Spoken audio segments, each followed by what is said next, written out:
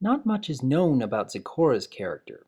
We have no idea where she came from, how she grew up, or why she lives alone, in the middle of the ever-free forest of all places. We have seen the many kinds of dangers that live in there. Packs of timber wolves held together by strange magic, cockatrices who are able to turn anything to stone just by looking at it, a manticore with bat wings and a scorpion tail, even an Ursa Minor that is large enough to eat a pony in a single bite. And we can only imagine just how much destruction an Ursa Major could cause if it was inclined to do so. You have to wonder just why Zecora would choose to live in such a place. But she seems to do quite well for herself there. She spends her time mixing potions and herbal remedies from the plants she gathers from within the Everfree Forest. She visits Ponyville on occasion and shows herself to be polite and civil. And she even meditates by balancing her head on a stick.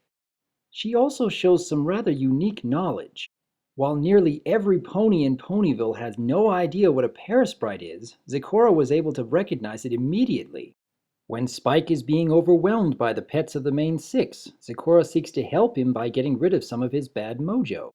And when Twilight Sparkle, who has been the personal student of Princess Celestia for many years, comes to Zecora for help, Zecora explains that she has a deep understanding of magic and is able to help Twilight learn more of it, despite not even being a unicorn herself. The character of Zecora is just oozing with potential. You have to wonder why she lives by herself in the middle of the Everfree Forest. You have to wonder how she is able to know so much about herbal remedies, dragon biology, and even a few things about magic that Twilight is able to learn from her. Where did Zecora come from? Are there other zebras that know as much about the world as Zecora does? Why did she choose to come to Equestria and live near ponies? Or could it be that she was born in Equestria and raised by an as of yet unknown pony, or some other fantastical creature? There are all kinds of possibilities for interesting stories that could come from Zecora's character. But Zecora doesn't seem to be nearly as popular as another minor character in MLP, the great and powerful Trixie. Trixie was introduced to the show as a stage performer, able to use her magic to create fantastical displays. She puts on a persona of being able to outperform and outmagic any other pony in Equestria. She speaks of great feats she has accomplished and wows the audience with her magic. She relishes being the center of attention and showing off her talents. And she shows particular enjoyment in showing up any pony who wants to meet her challenge. Indeed, she is quite talented in putting together an amazing show for being the only pony on stage. But her performance both on and off stage is not truly who she is. She keeps up the character even after the show is over. And she still revels in being the center of attention while keeping up appearances. But once the facade is uncovered, she no longer refers to herself as the great and powerful and starts talking like a normal pony.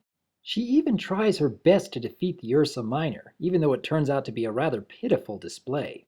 But once Twilight is able to subdue the creature, Trixie almost immediately goes back to her stage persona, and even attempts to leave Ponyville with what little reputation she still holds intact. It is understandable as to why Trixie has so many fans in the Brony community.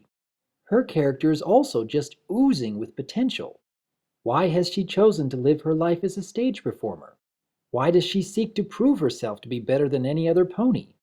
Why would she still seek to hold on to her reputation even after she was found out? Indeed, there have been a great many writers that have asked these same questions and more, and there have been many interesting takes on Trixie's character. But I was still a little puzzled when I saw just how much more of the Brony community takes to Trixie than they do with Zecora. And the more I thought about it, the more I came to realize something. In many ways, Zecora is actually the opposite of Trixie. When we first meet Trixie, we can see that she loves being the center of attention. She loves showing off her skills as a performer. She quickly takes offense to anyone calling her out. She claims to be far greater than she actually is. And she holds a deep grudge with Twilight for showing her up with the Ursa Minor. When we meet Zecora for the first time, she shows herself to be very different from Trixie. It seems obvious that Zecora doesn't want to draw attention to herself. She is being heckled by the ponies and yet doesn't show any amount of being offended by it. She shows unique knowledge that none of the main six seem to know. She uses her talents to help others when it is needed, rather than to show it off to a crowd. And even when the main six invade her home and start accusing her of cursing them, she remains calm and actually helps them to find a cure for the poison joke, when she could have just as easily turned them away for chasing her out of town. Zecora had been living in the Everfree Forest even before Twilight showed up in Ponyville, and each time she came to town, all of the ponies would close up shop and refuse to even speak with her. It would have been very easy for Zecora to just treat the ponies the same as they treated her. But we see that Zecora is a very wise and gentle soul, and her actions with curing the poison joke helped the main six to trust in her. And each time we have seen Zecora since then, she has shown herself to be even more helpful to others. In many ways, the differences between Zecora and Trixie seem almost completely opposite. And their differences are even more apparent when we look at the events in Magic Duel. At the start of the episode, we see Trixie running through the streets of an unknown city. She enters a dark shop filled with many different oddities and seems to be searching for something. The shopkeeper shows her the Alicorn Amulet, a powerful magical artifact that gives its user an incredible boost in their magic. Even though Trixie is warned that it is far too dangerous to use, she is determined in her quest to become more powerful than Twilight Sparkle. And it doesn't take long for us to see that Trixie has had a bit of a personality shift from what we have seen before. Trixie is so determined to duel with Twilight that she is taking out her frustrations on the other ponies just so Twilight will give in to her demands. And after a few spells go back and forth between them, Trixie shows Twilight that she is capable of age spells, something that only the highest level unicorns have ever been able to achieve. Twilight tries her best to do the same, but is unable to pull off such advanced magic. Trixie declares her triumph and promptly throws Twilight out of town. Being cut off from the rest of the main six and Spike, Twilight is unable to contact Princess Celestia for help. But fortunately, there is another wise soul nearby to seek answers from.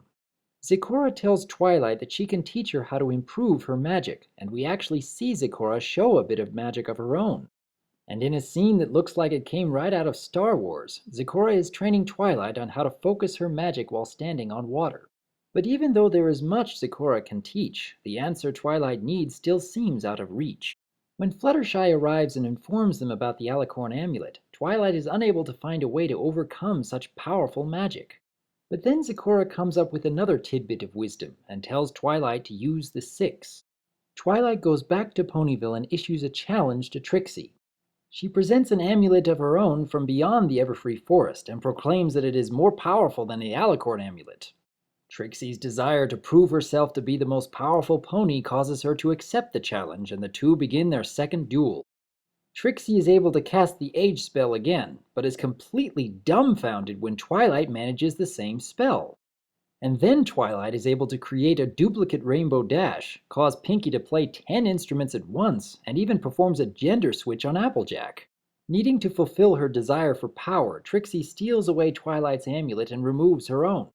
And she quickly realizes that Twilight's amulet is a fake. Twilight is able to show Trixie that through some flashes of smoke and some great stage performances from her friends, they had managed to convince Trixie that Twilight had come upon a greater power. I particularly enjoy how this episode played out because it shows a bit of a role reversal from Ghostbusters. Trixie had attempted to overpower Twilight by trying to exceed Twilight's stronger magic. And Twilight manages to fool Trixie by putting on a better stage performance than Trixie ever did. Without the corrupting influence of the Alicorn Amulet, Trixie has gone back to her old self, and she actually wants to make up for her bad behavior by apologizing to Twilight and seeking her forgiveness. It seems a little puzzling that Trixie had held a grudge against Twilight for so long but then ends up apologizing so quickly at the end of the episode. But I have to wonder if Trixie just has this need for attention so much that it overcomes her desire for revenge. And given the way that this episode ends, I'm betting that we will be seeing more of Trixie in the future. When I compare Zecora and Trixie, particularly when I look at the events in Magic Duel, I start to notice how they are opposites in many different ways. Trixie had a desire for power that spawned from a need for revenge. But she didn't seek to obtain that power through learning knowledge and wisdom, but rather a magical artifact that would give her an edge. Zecora has never been shown to have a grudge against anyone, even though the circumstances surrounding her first appearance would have given her plenty of reasons to be angry at the citizens of Ponyville. She shows great knowledge and wisdom, so much so that Twilight Sparkle has actually come to seek her guidance. But Zecora has never shown a desire for power and would rather use her talents to help others. Trixie has made a life for herself showing off her talents and being the center of attention. Zecora has made a life for herself in seclusion, using her talents for the benefits of others. Trixie shows that she is quick to anger and prove herself to anyone calling her out. Zecora shows that she is calm and collected and does not fight back even when the main six are heckling her. But that still leaves us with one question. Why does there seem to be many more fans of Trixie rather than Zecora?